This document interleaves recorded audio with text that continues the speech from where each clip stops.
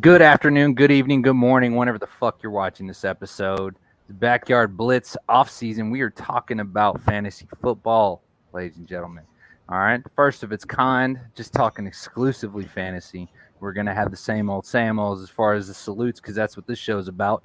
But we're gonna be talking a little fantasy. This is this off season's been pretty incredible as far as if you're a fantasy football league owner like myself and like Gary.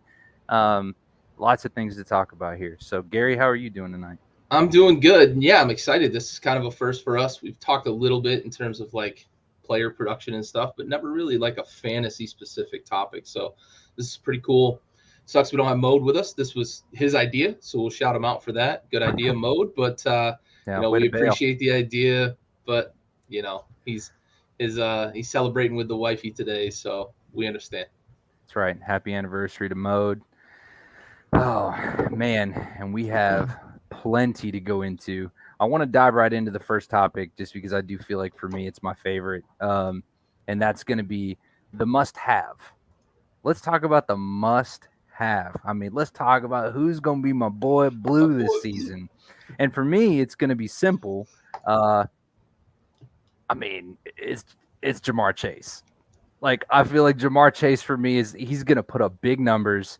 Um, there's plenty of people for the Tiger King to throw that ball to, but that chemistry has been consistent since day one at LSU. It will not change.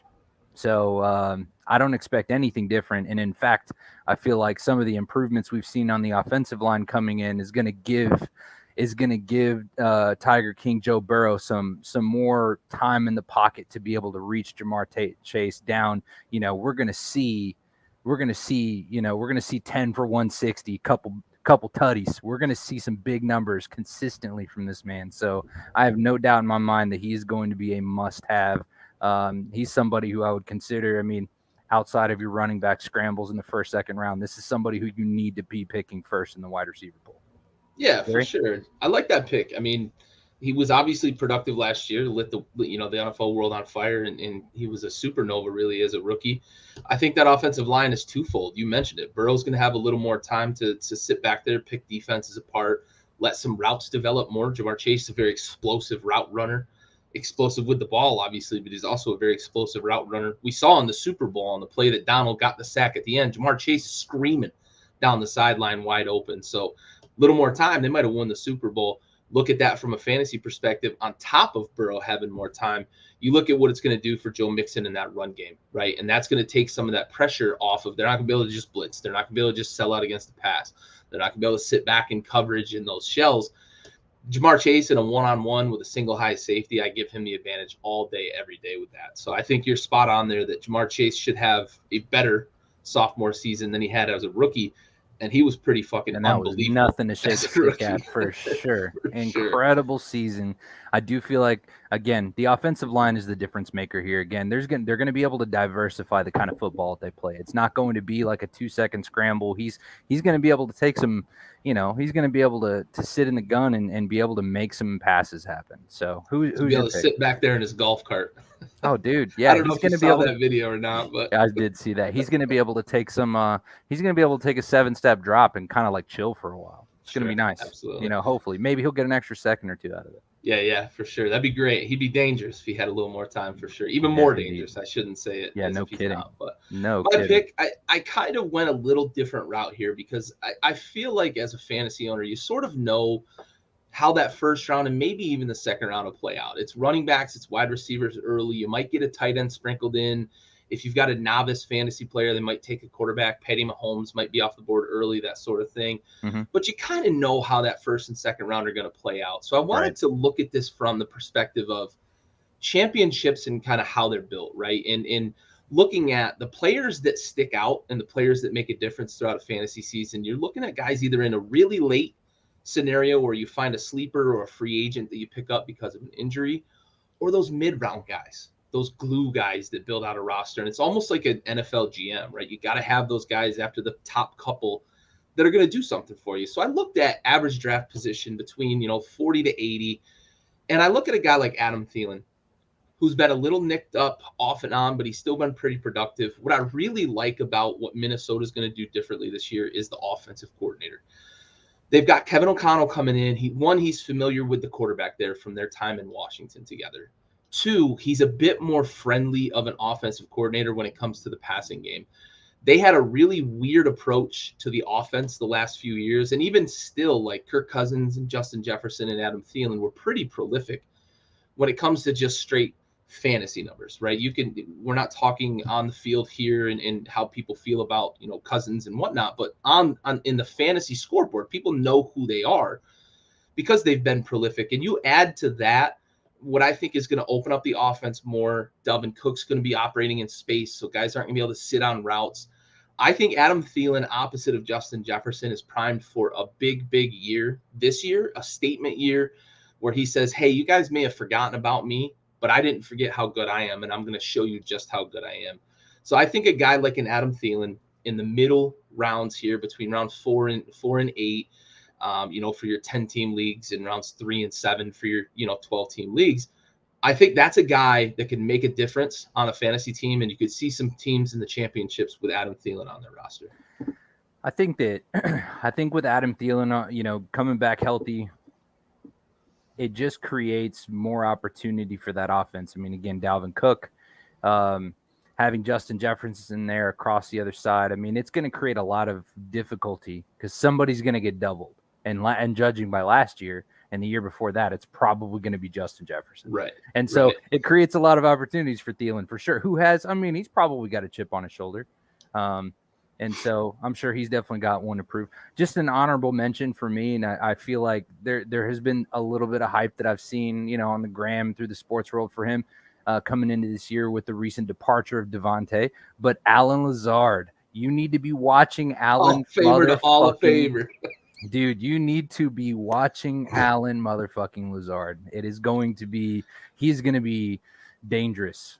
Yeah, I think people would be surprised if they went back and watched like a highlight reel of Allen Lazard. He makes a lot of contested catches. Right. He's asked to do things in that offense when they had Davante Adams he's either threatening down the field, or he's playing decoy, or he's doing a lot of the dirty work, whereas Davante's getting a lot of that shine because he's scored 100 touchdowns and got 120 catches, and he's getting every target in the red zone. So I think you're right? Somebody's going to get those targets.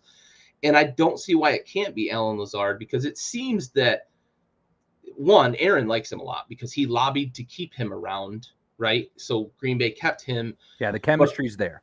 Right, but he's also talked about exactly that chemistry and how they work and how they see the field similarly, that sort of thing. So I think you're absolutely right that Allen Lazard is a prime candidate for somebody who is gonna slip a little bit in drafts. I don't know that people are gonna trust him. I think people are gonna see Christian Watson as well as is he the rookie that's gonna come in and do it. But I just think that guys like Rodgers, Brady, those old savvy veterans, they trust people that they know and they've worked with. So I think you're right that Lazard's probably going to be the primary target in that offense. Well, and if you think about the chemistry or the relationship that did happen between Rodgers and Lazard and also Davante, was that, like you said, a lot of Lazard's job was kind of in that receiver proving ground where he's kind of bringing that decoy. He is bringing the defense away from Davante to be able to make those big plays. And now I think Christian Watson's probably going to be saddling up into that position. I think we're going to see situations like that where it's going to be Lazard making these athletic and contested catches, because that's one thing he's fully capable of fucking he's going to shatter your ankles or he's going to moss your ass in the end zone. He's perfectly capable of it. And the other thing to think about in terms of that, is it Lazard? Is it Watson? Is it somebody else? Think of what Aaron Rodgers is in terms of his care with the football. Right. He's not just going to start winging the ball around because he thinks he can trust a rookie. He thinks he can trust this guy, that guy. Lazard's going to be his quote unquote, not that Aaron Rodgers needs a security blanket, but it's going to be his comfort zone. You know what I mean?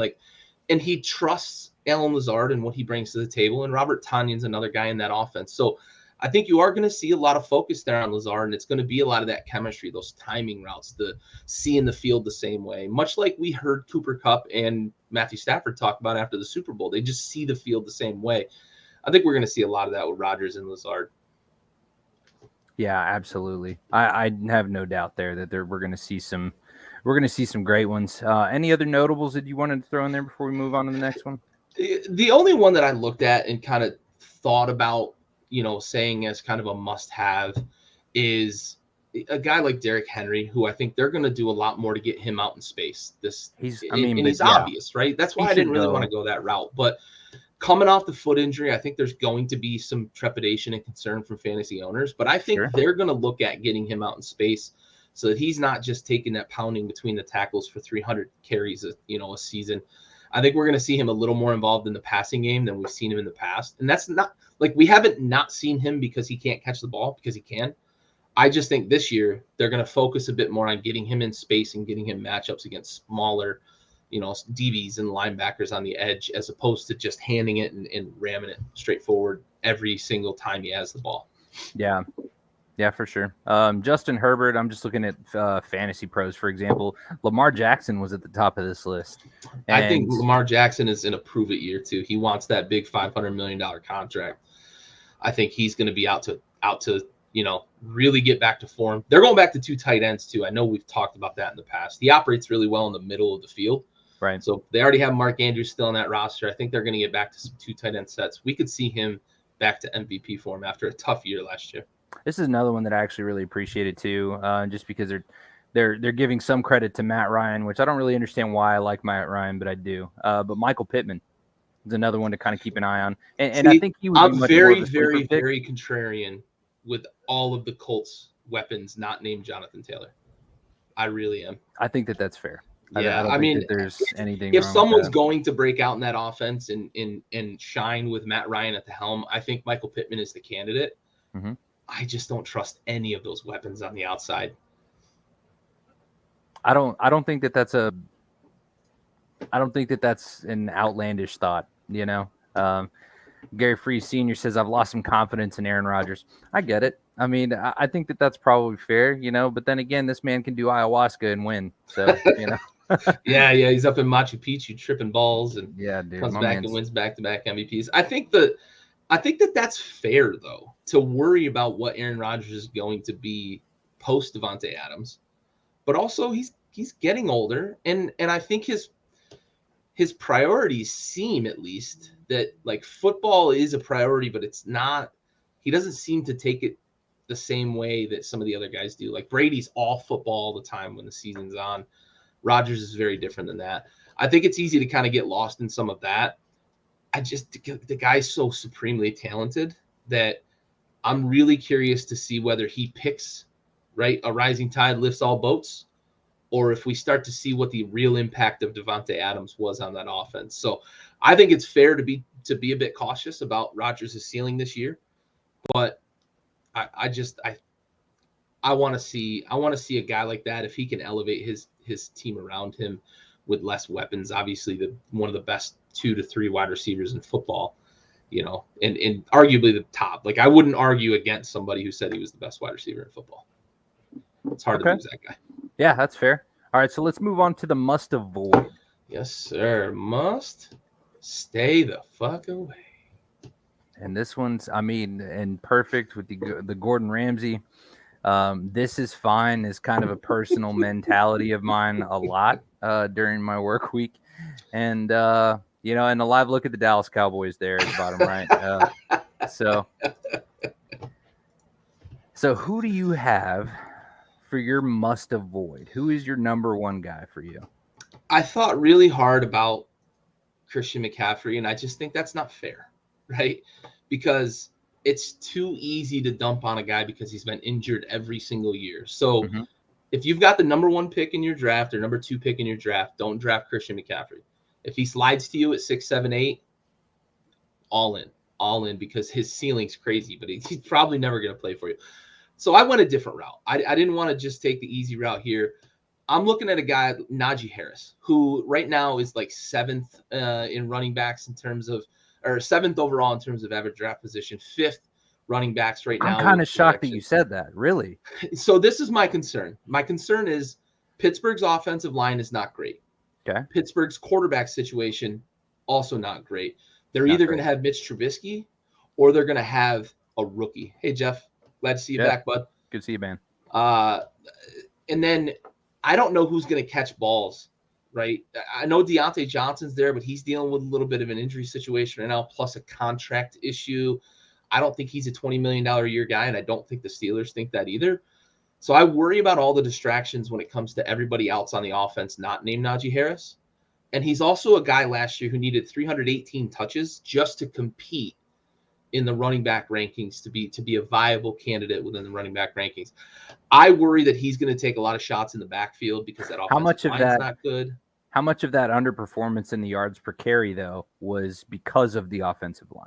Absolutely. But, but they're just as bad this year, too. Right. I'm with you 100%. And that's why, for me, if I'm drafting in the top 10, I'll say 8. If I'm drafting in the top 8, I'm not taking Najee Harris because I worry about how productive he's going to be able to. Because there were times last year where he was nobody knew about him because he wasn't performing, he wasn't scoring, he wasn't getting yardage because that offense was struggling. They were relying very heavily on the defense. He got a lot of check down points in PPR leagues last year because Ben Roethlisberger was check down Charlie.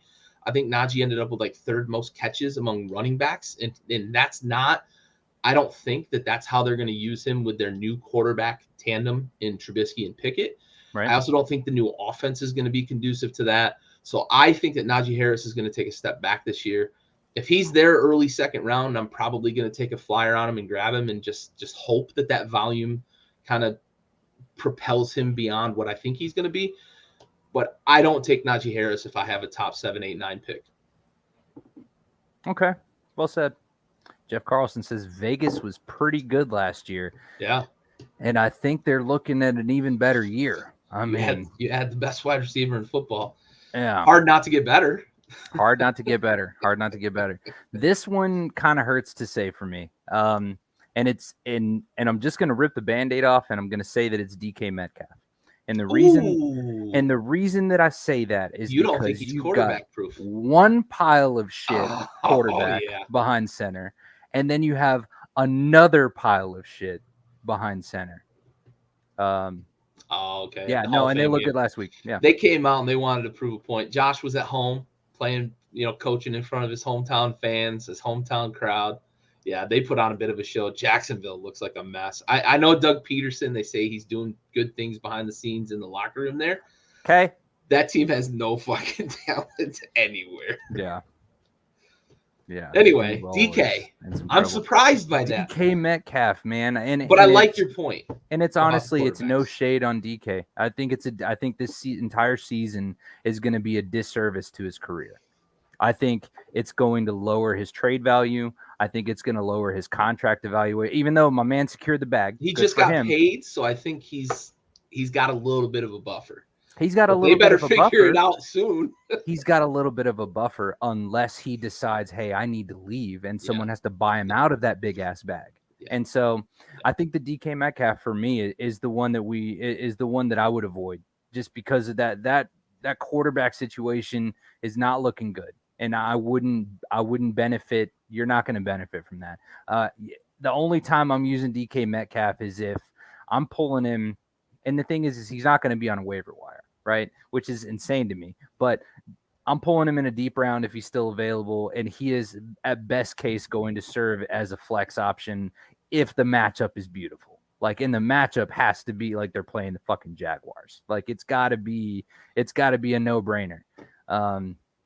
So I don't know. His average draft position agrees with you because I think in any other season when he's got Russell Wilson as his quarterback, he's probably wide receiver top 8 or 10, but he's 18 right now in terms of wide receivers, and he's going almost at the end of the 5th round in most leagues in terms of their average draft position. So I think you're on, right? I think you're on with that, and even in the top 5 rounds, it might be tough if you look at what Geno Smith and Drew Lock, I know that they're talking about in camp. They like some of the things they're seeing from him, but Drew Lock's a guy that has never lacked for arm talent. It's when pads go on and you start getting guys rushing down your throat, he gets happy feet and gets skittish. The dude, honestly, I would put his arm talent up against anybody in the league, and I bet you he could hold his own because just throwing the football, he probably could drop it in a bucket from 50 yards like most other quarterbacks. He just can't do it when under the pressure rubber meets the road. Yeah, absolutely. So I think if you look at those quarterbacks you're probably spot on. I'm just surprised because it's such a big name, but I mean, I said Najee Harris, so I shouldn't be super surprised because he's a top 5 projected running back. But I think some guys are a bit quarterback proof, and I think that the Seahawks are going to be behind in a lot of games this year playing against soft defenses. So we might see DK start to get some garbage time stats to pad, but I think that on the surface, I like where you went with that. I can't disagree with you. I just didn't think about it in terms of how bad that quarterback play could be. The one that I really waffled over, honestly, was Deebo Samuel. Same issue. Yeah, I don't trust Trey Lance. I trust Kyle Shanahan. Yeah. But I don't know that I trust Trey Lance a lot. And I also think that Deebo, they're going to have to start getting away from some of that wide back stuff that they do with him because he was nicked up for as crazy productive as he was last year. He played through a lot. Feet, wrists, shoulder, ribs, all that stuff. So, yeah, for sure. They just paid him. They better figure out how to protect him a little more than they have.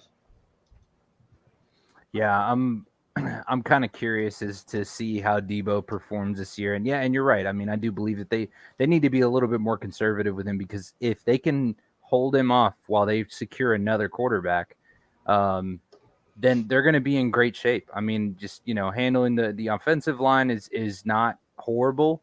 They've got the tools in place. They just need that. They need that. I mean, fuck, I almost would have liked to see a Russell Wilson there, anyone from the East Division to stay away from. If I had to name one, it would be any running back in New England from the AFC East. Any running back in New England, because you don't know who's going to be NFC what. East, Antonio Gibson. Antonio Gibson. I think Zeke Elliott's another candidate for a void. I didn't know if you meant AFC or NFC, but I'm just going to go with so AFC East, I'll say any running back in New England. NFC East, you're absolutely right. Antonio Gibson. I think they really like Brian Robinson as well.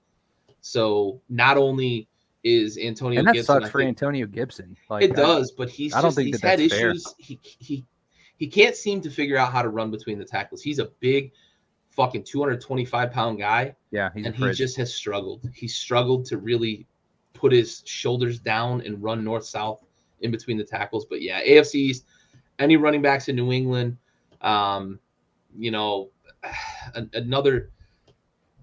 candidate might be Jalen Waddle. I don't know how much they're going to take away from him to give to Tyreek Hill.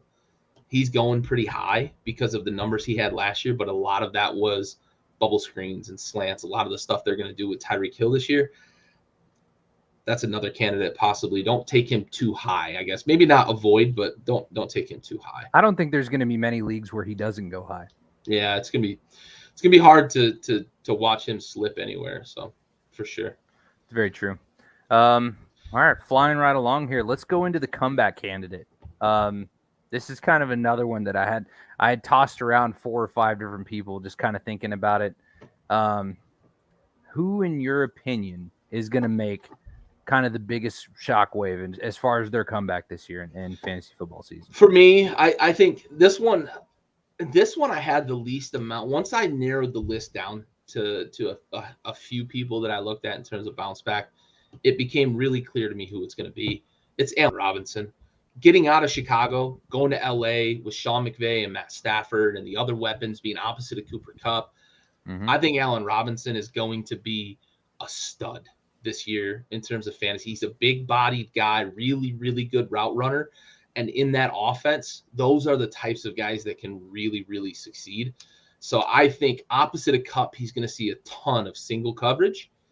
And if he can get on the same page with Stafford, which it sounds like some of the signs out of camp is that Allen Robinson is excelling within that offense.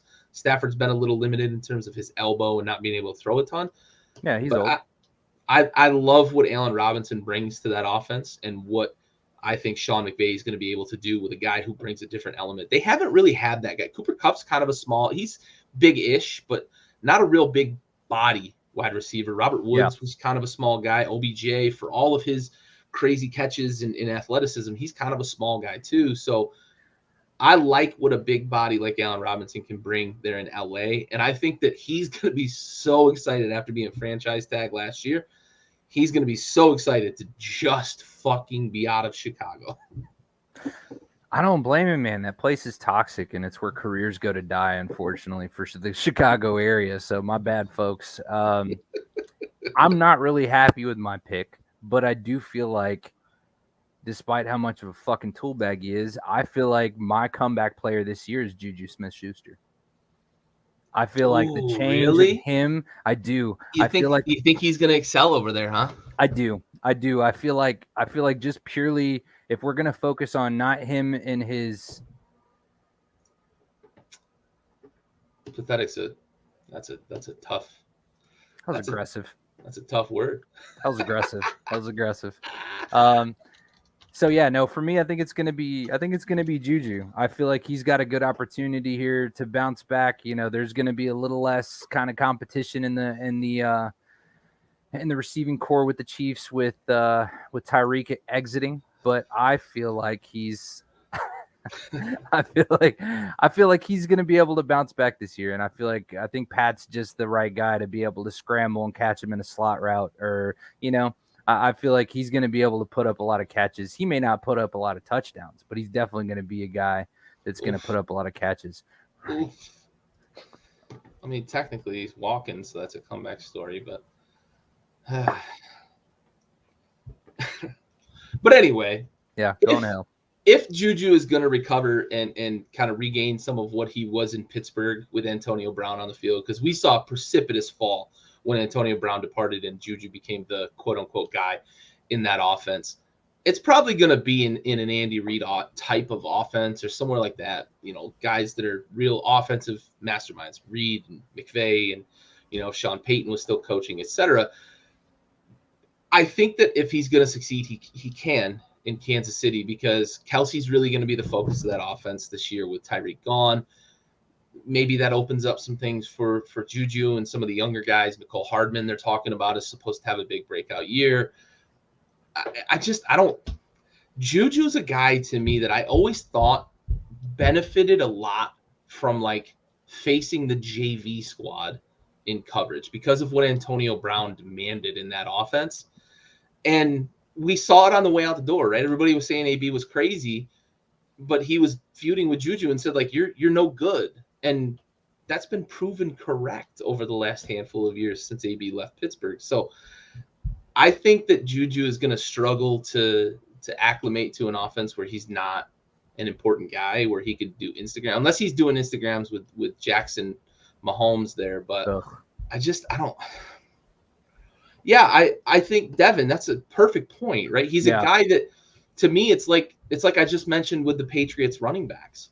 I just don't know. You got to find the right week, right? Is Ramondre Stevenson going to be the guy this week? Well, is Juju going to get 6 catches this week? And is he going to get a touchdown?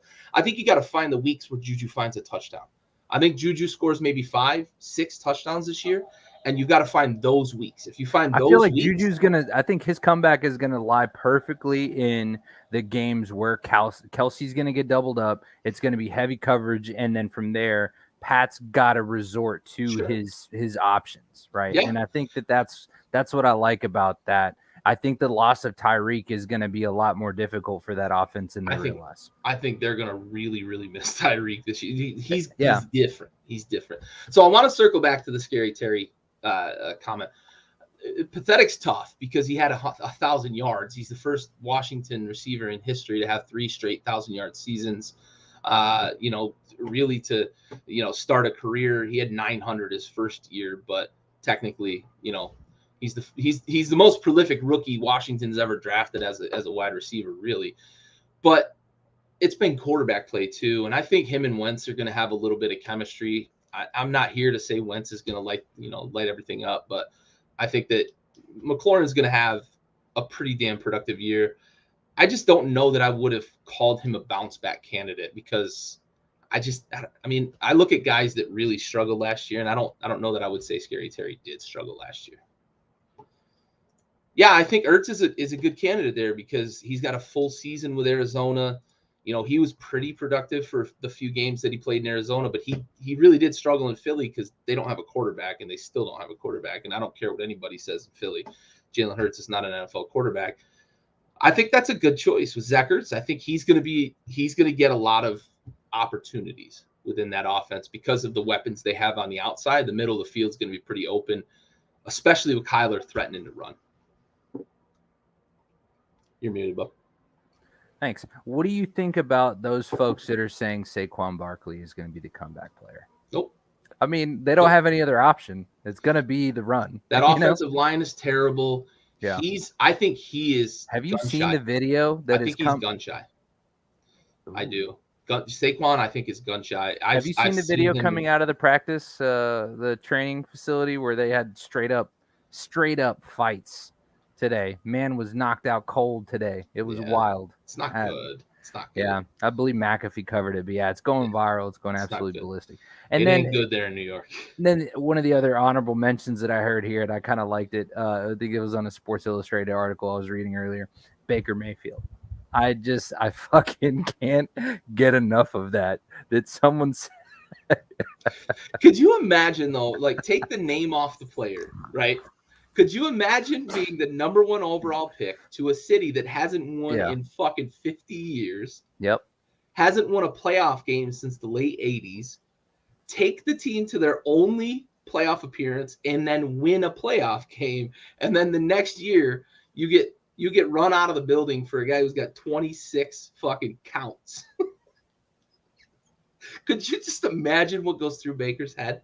Yeah, he's got that person. He's got as many charges as he has years on this earth. Crazy, dude. It's crazy. Jeff, I think with Tua, he's got the weapons. If Tua's going to succeed, I say the exact same thing about Tua that I say about Wentz. This is a fucking prove it year. Exactly. If you're ever going to succeed, this has to be the year because Carson has the best wide receiver core he's ever had, and so does Tua. And Tua has the confidence of everybody in the locker room of he's the guy and we're going to go with him, blah, blah, blah, because they couldn't get Deshaun Watson. So now they've got to have confidence in Tua, right? But if he's going to succeed, this is the year because they've got the Cheetah, they've got Jalen Waddle, they've got a pretty decent run game, they've got a really good defense. If he's going to succeed in this league, 2022 has to be the year that he turns it around. Yeah, definitely make or break season for him. All right. I considered Christian McCaffrey for this too. I know everybody every year. Christian McCaffrey fans are no different than Cowboys fans. Right. This is our year. It's our year. And you know what? His ACL says, nah. Got it, bud. Like he's on a fucking step count. He's on a step count at practice. They don't want him breaking runs off down the field. You know how in all the training camp videos, the guy gets around the corner, everybody taps him, and he runs 60 yards to the end zone? McCaffrey's not doing that because they don't want him sprinting in training camp. That tells me everything I need to know as a fantasy owner. That dude is fucking plutonium, and I'm staying the fuck away. Every single league that you're going to jump in, he's going to go first round.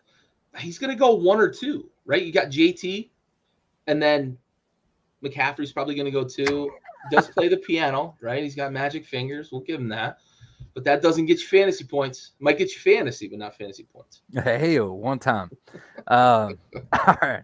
Well, what a great transition into the most important segment of our show, and that is our salute to service.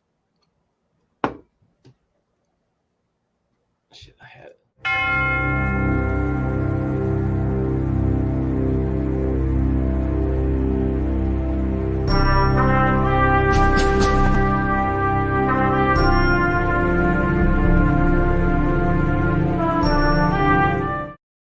I had it right fucking there in the queue, and then I scrolled up.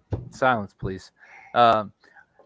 This episode is going to be dedicated to Army Chief Warrant Officer 3, Taylor Galvin, who is 34 years old from Spokane, Washington, passed away August 20th, 2018 as a result of injuries sustained when his helicopter crashed in Sinjar, Iraq. He was assigned to Delta Company, 1st Battalion, 160th Special Operations Aviation Regiment based out of Fort Campbell, Kentucky. So, Army Chief Warrant Officer Galvin, we have the watch.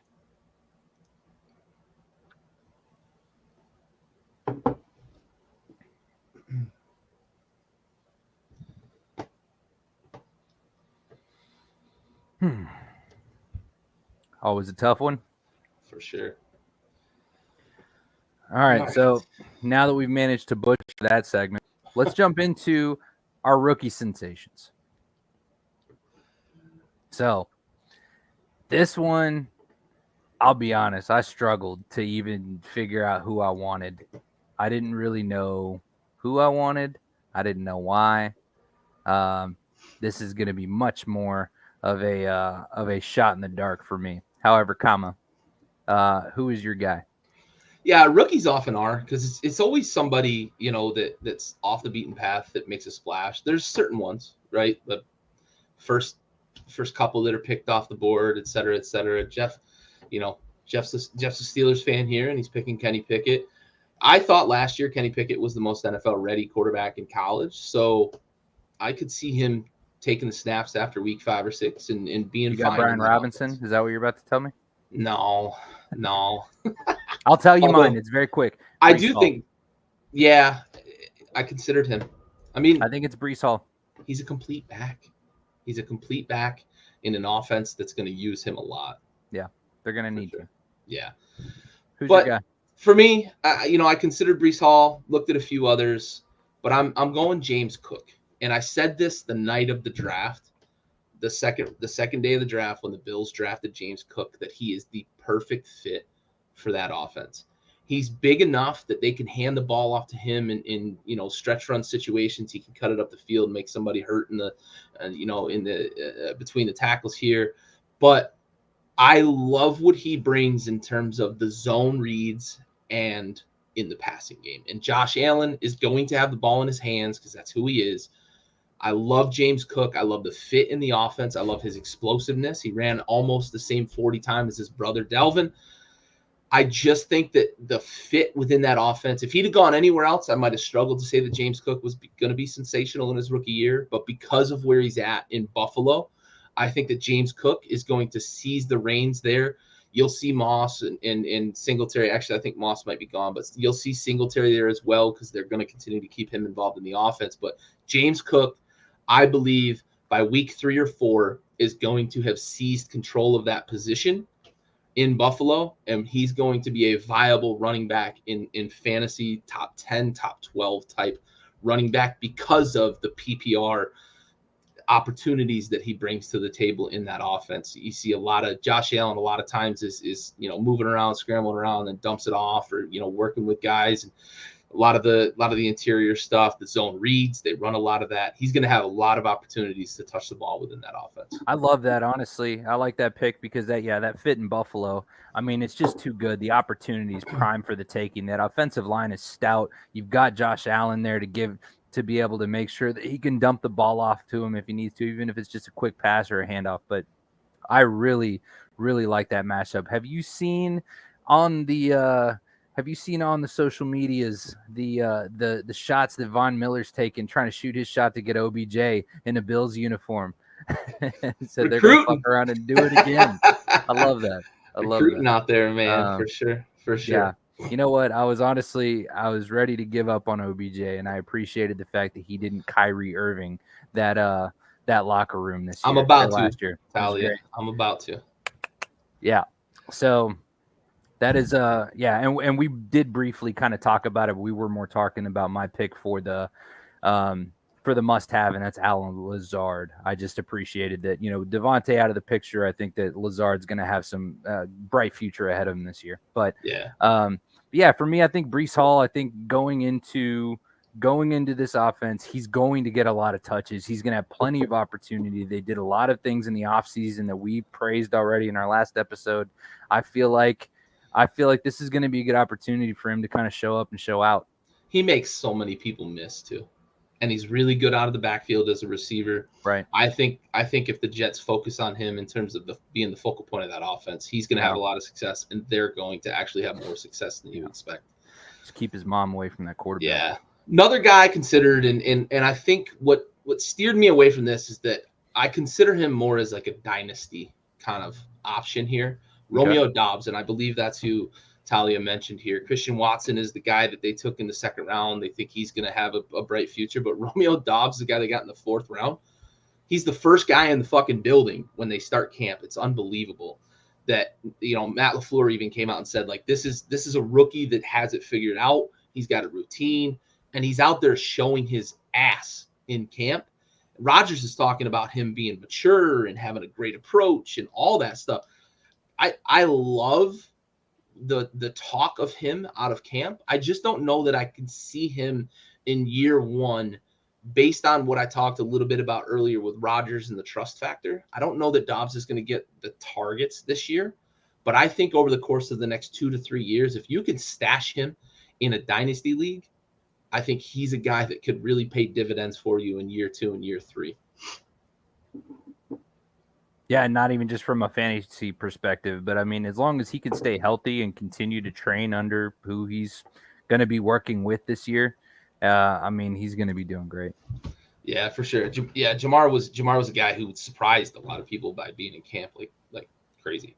So it's that Mamba mentality, man. They always talked about Kobe Absolutely. being the first one in the gym and the last one to leave. My man's opening up the practice facility at 3 a.m. and then not leaving until midnight because, he's got to work on that jab step or whatever it was he was working on. It was just somebody else somewhere is working, and you better be working too. You got to be able to, and you got to appreciate that hunger ultimately. Yeah, for sure. It's what defines a true champion. I think it's going to be good. All right. Any other rookies you wanted to highlight there? Not a lot. I think, Jeff mentioned Kenneth Walker. I think he's going to struggle up there in Seattle because they're in a heavy rebuild. Plus, I think they like Rashad Penny to kind of hold down the fort until they rebuild here with the offensive line. So I don't know that Walker's going to get a lot of chances. Could be a dynasty guy. Chris Olave down in New Orleans. Jameis Winston actually had a foot thing today, sprained his ankle. But I think if he stays healthy, a guy like Chris Olave opposite of Michael Thomas has a chance to thrive. I loved him in the draft. I wanted Washington to get him. And speaking of Washington, this is probably the first time and the only time this whole episode I'm going to toot the horn of Washington a little bit. Jahan Dotson sounds like he's going to prove me wrong. I hated the pick. I hated the pick. I double hated it because we traded out of the spot that Chris Olave got picked. But every single indication from every single beat reporter down here in the DC area is that Jahan Dotson is going to be fucking awesome. I guess he's been killing it in camp. I've been watching some of the video and some of the breakdowns. He looks the part. I may be eating my hat on that one. He's a guy that if you've got an opportunity to take him later, you might see him kind of turn things on, maybe a quarter of the way to half the way through the season. So I think this rookie class, we see this every year. It's getting bigger and bigger in terms of the footprint that the rookie classes are having on fantasy. And that has a lot to do with the college game invading the NFL, and guys are picking up the offense quicker. They're more simplistic, those sorts of things. And it's a pass-happy league. I feel like there's plenty of room at their training camp for you to attend and see for yourself, so you should go. I don't want the poop pipes to burst on me. I mean, it's going to happen every fucking Sunday all season, bud. It's going to happen every Sunday all season long. I'll watch right here from the comfort of my couch. No disrespect to Scary Terry because he doesn't deserve that. He does not. But love me some Scary Terry. So off-season trades. Olave too. Let's talk about the off-season and how these trades. What do you think the biggest trade has had the biggest impact? And I mean, we're obviously looking at 3 of them right here with Russell Wilson going to the Broncos, Davante Adams heading over from Hall of Famer to Hall of Famer, and then Tyreek Hill lying to people talking about Tua over Patty. Not even once, Doug. Not even once. Not on his best day. Broncos country. Let's ride. It is. It's Russell Wilson. That is quintessential Russ, though, isn't it? That whole video where he does it like 7 times. It's cringe and out of touch. Right. So yes, it's identical. That is Russ. That is who he is. He said something. There's a series. I mean, I'm pretty sure you could pull up a compilation on YouTube of like all of the cringy shit that he's done. But he says things like, honestly, I think that's probably my pick. But I think I think there's a video, but he called himself Mr. Unlimited like over and over and again, talking about himself being Mr. I just can't fucking deal with this dude. His videos for Sierra too, like I love that you love your wife and future's kid, but like let's relax a little bit, bud. Yeah. But yeah, for sure. He's so cringe. Again, it's just he's out of touch. He is. Absolutely. He's out of touch. So with that being said, I think personally I can't really deal with Russell. Like I don't even really like praising him because he's so fucking cringy. So with that being said, I am going with Davante Adams to the Raiders.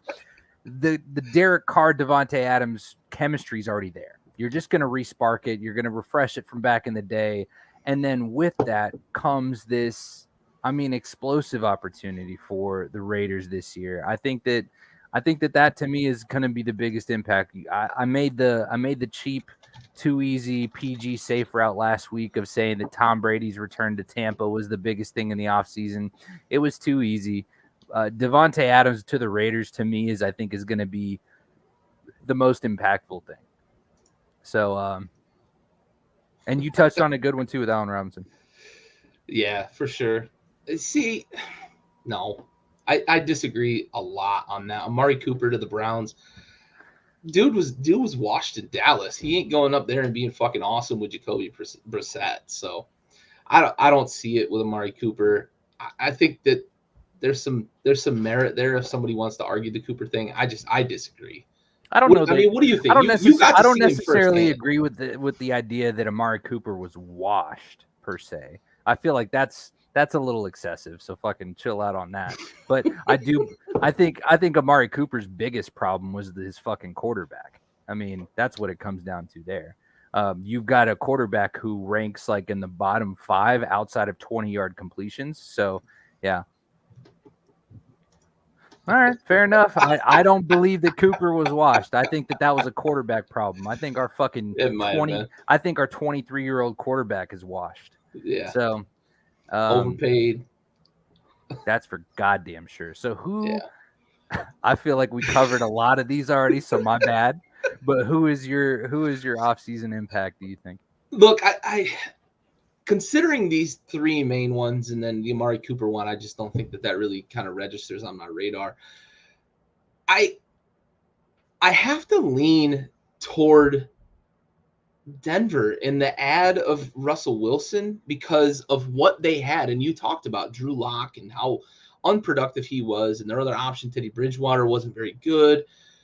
I just think that, Devin, I want to come back to that. So I'm going to earmark that. We're going to come back to that because I think that is something to talk about a little bit more. We didn't really mention the Hollywood trade, but Davante, I think, is going to make a difference there in Oakland or Vegas. But I think the biggest difference he's going to make, because Derek Carr is already a very prolific quarterback in terms of yardage, completion percentage, touchdowns, and touchdowns to interceptions, I think is where it's going to become the biggest difference for Derek Carr in Vegas with Davante Adams, because he's going to have chemistry, a bit of a security blanket. Davante's a guy that you can just go to when you know you need somebody to win a route.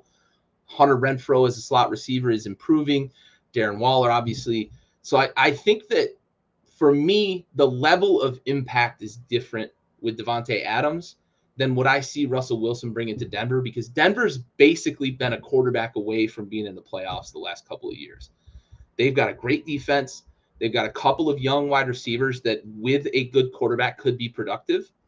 I think that a breakout candidate, and I considered him for must-have even, is Jerry Jeudy. He's a guy that I think is going to thrive with Russell Wilson because he's a phenomenal route runner, but he's also a burner. And Russell Wilson had a lot of success with 2 guys in Seattle that were very similar in terms of skill set with, Tyler and DK. So I just look at that and I think Russell Wilson is going to make the biggest difference on that Denver team of these 3 trades. I don't think Tyreek Hill is going to make as much of a difference in Miami because I don't think they're going to be able to utilize him the way that they need to. Tua I don't just think doesn't threaten. Tua is not going to be able to throw a 60-yard pass that quickly. He doesn't it's not threaten happen. the defense the way that Mahomes does with that big ass arm. And there's no value you can put on what Andy Reid does in terms of designing offense. Cortland Sutton. Absolutely. All right, so I do want to circle back to this. Hollywood Brown, the trade to Arizona, because Hollywood Brown has essentially not only been buried by the other splash trades, he's been buried by the fact that he was drafted in Baltimore with a quarterback that cannot throw to weapons on the outside. Right. Kyler Murray can, and he's shown it. He played well with D-Hop when he was healthy. You know, you look at a guy like Rashad, not Bateman, and now I'm losing the name, but and then Christian Kirk even went and got paid down in Jacksonville and reset the fucking wide receiver market. So Hollywood has an opportunity for his skill set. He has a very specific skill set in the NFL, fast fuck. And a guy like Kyler is going to be able to get the ball to him. In Baltimore, they had a quarterback that didn't know how to utilize him. They also had an offense that wasn't really designed to take advantage of one-on-one matchups and those, you know, mismatches on the outside. So I think he's in a better situation here. I do think that Hollywood has a chance to break out here if he and Kyler can rejuvenate and regain some of that chemistry that they had in college. Because not only are Davante Adams and Derek Carr rejoining forces as, you know, former college teammates, Hollywood Brown and Kyler Murray played together at Oklahoma. I'm with Devin, though, on his last statement there. I just don't have faith in Kyler. The most fucked up thing about Kyler Murray is not the fact that he doesn't have the ability to be great. He's talented as fuck. It is purely his fucking head, man. If he has a tantrum or has a bad day or somebody fucking looks at him wrong or gives him the wrong flavor of Gatorade in his locker, it's going to be a fucking shit show on the gridiron. And it's like, as an Arizona fan, you should be absolutely fucking upset at that.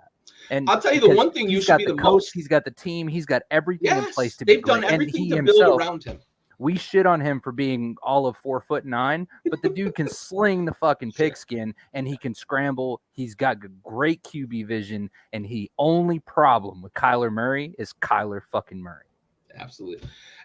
What should scare you the most as an Arizona fan and as somebody who might draft Hollywood Brown as a fantasy wide receiver is the team had to include a study clause in his contract and then leaked it.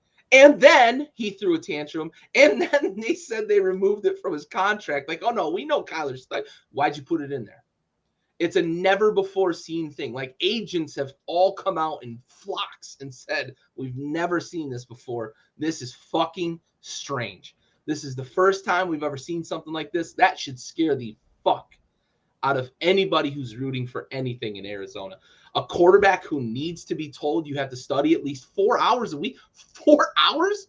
I think that this is all just a tactic to keep Kyler in Arizona by scaring him off to other people. Maybe. No, I mean, honestly, I think it is. Mirrors, sure. I think it is. I think it's a very long and very manipulative process. But I think that's what it is. They're trying to poison the well so that he can't go anywhere else.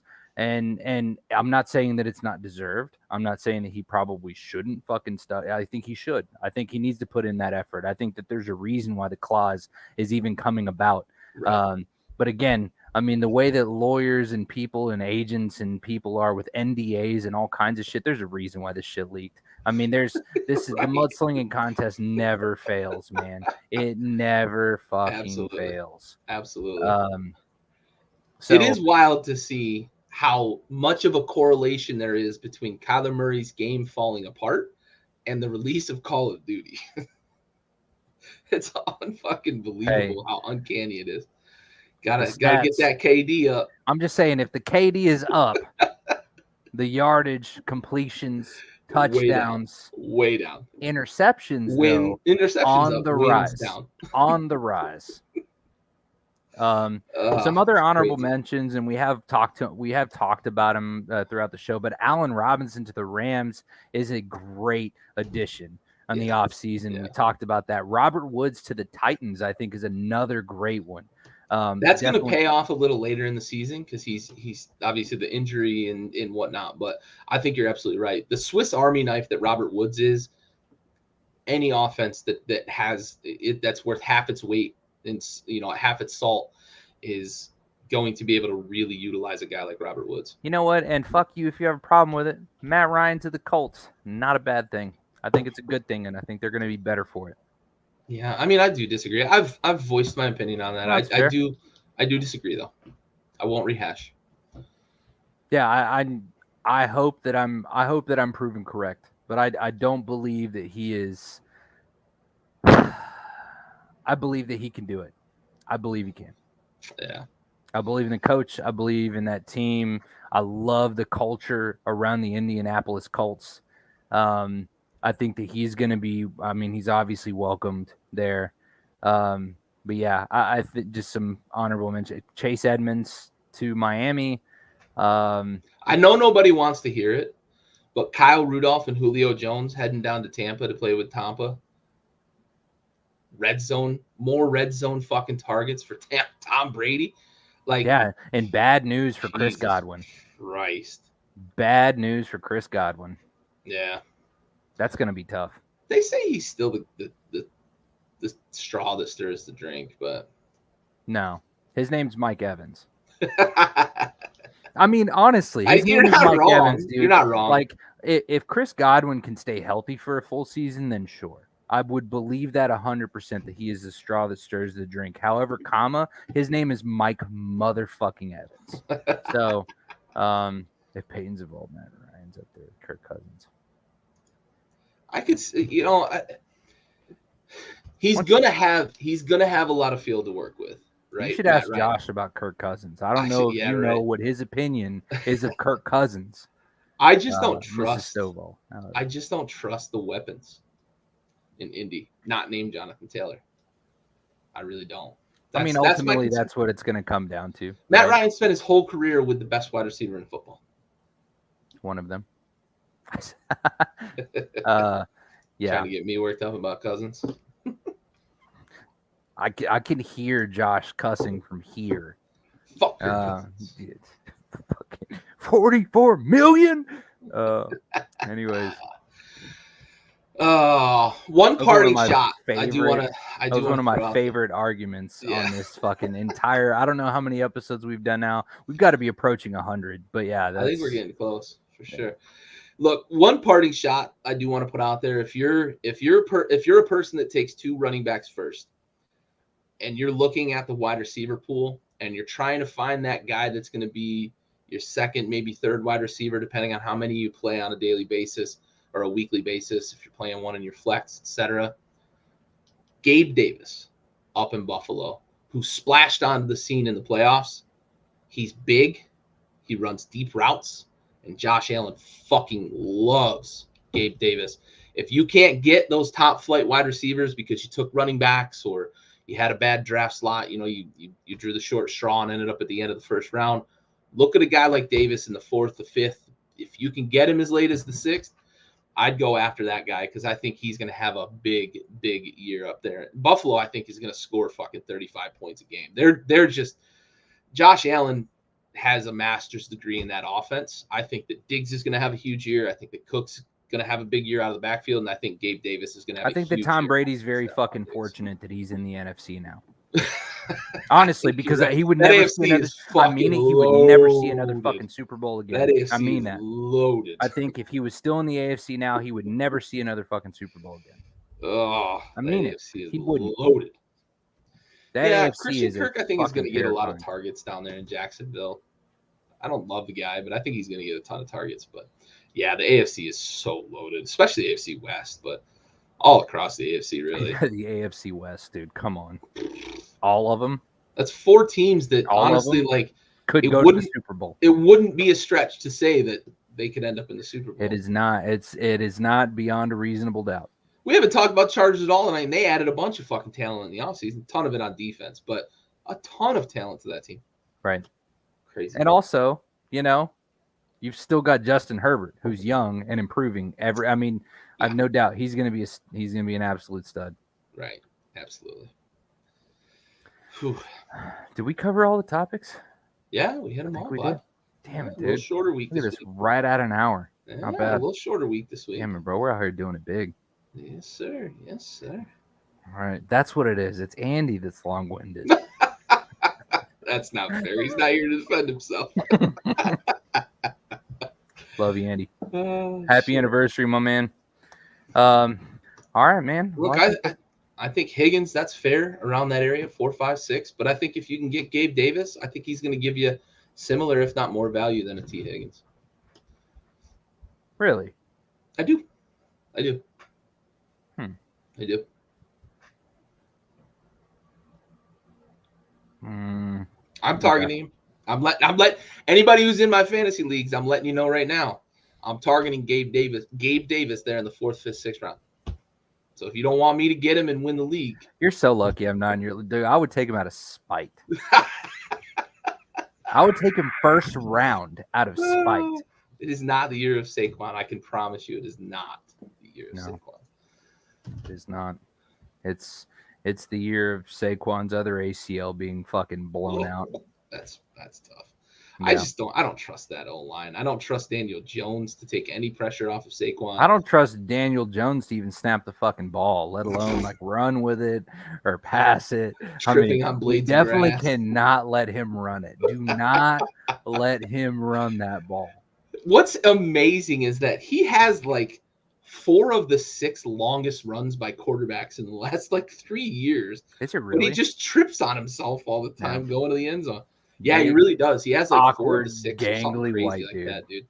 Like you would think Lamar Jackson, Kyler Murray, maybe Josh Allen, but like Daniel Jones has he has a ton of long runs in his career. It's insane. I would have never thought that. Yeah. He's like sneaky athletic. You don't think about him as an athletic guy. He's sneaky that's athletic. The thing is that I don't like a 4.7 or something. 4.6, I don't 4.7. question his athleticism. It's just that, like you said, he's fucking clumsy. Like he's clumsy as shit. I don't understand it. Like you would think he has like an equilibrium problem or something. Like he's something. He just gets his head too far over his feet. That fucking yeah, dude. Like a fucking toddler. His feet can't keep up. There's an old lady that walks in the park where I live at, and she's one of them types that as she's walking, she's leaned forward the whole time. No. Oh, that's Daniel Jones in a nutshell. Yeah, it's just playing catch up. You know, physics are just not in his favor as he says he's moving. We're just going to talk about the momentum, the angle. It's just not great. Yeah, for sure. Speak for yourself. I can catch the shit out of a football. I can catch a football. I can throw one. I'm always good for a good 30 yards. It means I could play football for Dallas. I mean, you could start for the Dolphins. I could start for the fucking Cowboys, dude. Are you kidding me? Dak's not good past 30 yards. Oh man, AJ Dillon, he's just buried behind Aaron Jones. I thought Aaron Jones was going to depart Green Bay. I thought that was going to be his breakout year. And I thought AJ Dillon was going to be the guy. He's buried behind Aaron Jones. He just doesn't get enough run. I think he's a great running back. I thought, honestly, the pick out of Boston College when they got him, I thought it was a great pick. I think he's a great running back. He's just buried behind Aaron Jones. Right. You can see an A.J. Dillon leave Green Bay maybe in a year or two. I think his contract's up after this year or something like that. So he could depart Green Bay and go somewhere and be the guy. And I think he'd be a great addition to a lot of rosters in the league. Yeah, I mean, as long as he has a good year this year, he'll still be able to get that, stock value up there. Yeah, I just think it's not going to happen in Green Bay because of Aaron Jones. Right. All right. Well, I think this is going to bring this episode to a close. Not bad, an hour and 5. Damn it, dude. I don't remember the last time we had an episode this short. This is probably the last one for the season. Yeah, it's only because it's fantasy only. Yeah, for sure. Any closing thoughts there, Gary? Yeah, closing thoughts. Make sure you get the guys that are going to dominate in terms of touches. Look at what volume's expected to be. Don't guess, right? Don't guess. in terms of, I think this guy's going to do this, because you're going to miss. New England, you don't know who's going to start there. Don't start guessing that Ramondre Stevenson, who should be the guy, don't start guessing that he's going to be the guy, because you never know. Josh Jacobs, beware. Josh McDaniels is not a guy who's going to give Josh Jacobs 200, 250 carries, 250 touches. Yeah. Look at a guy like Javonte Williams out in Denver. They're phasing Melvin Gordon back, and Javonte Williams broke the most tackles per carry last year. He's a fucking impossible guy. I just never thought that we'd see that as like a thing. Impossible guy to tackle. Come back over that. And he's going to be the guy. So my parting words of wisdom to you, Gabe Davis and Javonte Williams will win you a title. Damn. All right. And my closing thoughts are very simple. It's we're going to be here every single Tuesday at 7:30 Central Standard Time, 8:30 Eastern. Please be sure to check in with us. We are live on Facebook, Twitch, YouTube, the whole works. We appreciate you guys tuning in to the Blitz. We appreciate you guys talking fantasy with us. Maybe we'll try to incorporate some fantasy segments into our show once the season gets started, talking about some hot or nots and whatnot. But anyways, Gary, always a pleasure, brother. And for those of you guys that have watched with us, thank you so much for tuning into Backyard Blitz here in the Offseason Fantasy Sports Extravaganza. Raul Herrera, Gary Freeze, we are out of here.